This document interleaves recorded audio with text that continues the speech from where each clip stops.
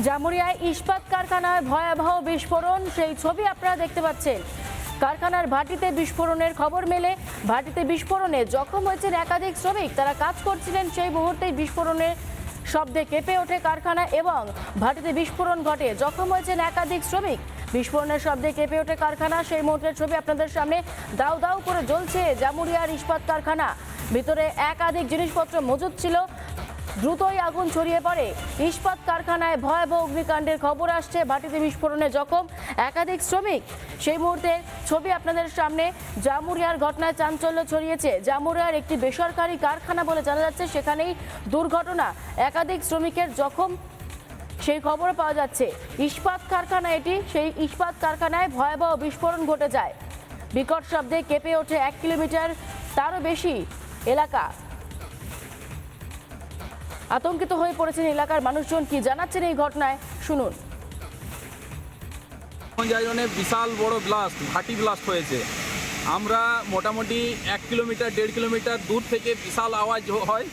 আশেপাশে আমাদের শেখপুর গ্রামে আপনারা যাবেন, আমাদের গ্রামে ঘর বাড়িগুলো একদম ফেটে গেছে। অনেক লোক এখনো পর্যন্ত নিরুদ্দেশ। গ্রামের লোকজন মিলে কিছু জনকে উদ্ধার করলাম, তবে এই কারখানাগুলো কোনো কিছুই মেনটেনেন্স করছে না। ওই জন্য এরকম বড় বড় দুর্ঘটনা হয়ে যাচ্ছে দিনের পর দিন।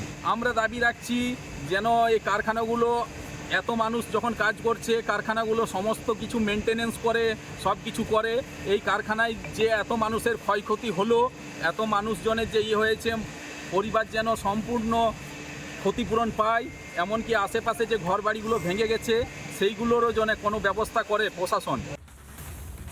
আপনারা শুনলেন যারা বাসিন্দা এলাকার, তারা কি দাবি করেছেন। তারা এই সমস্ত কারখানা নিরাপত্তা মেরামতির পাশাপাশি দাবি করছেন যারা জখম হয়েছেন, যাদের ক্ষতি হয়েছে, তাদের যেন যথেষ্ট পরিমাণে ক্ষতিপূরণ দেওয়া হয়। এরই পাশাপাশি আপনাদেরকে জানাবো বিজেপি নেতা এই প্রসঙ্গে কি বলছেন, শুনুন।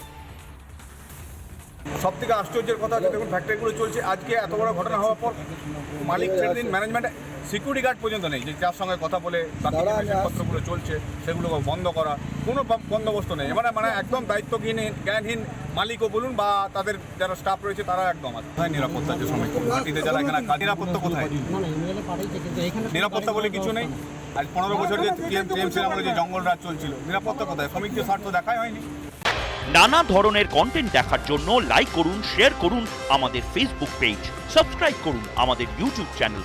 পাশাপাশি অন্যান্য ব্রেকিং নিউজের জন্য অবশ্যই চোখ রাখুন রিপাবলিক বাংলায়।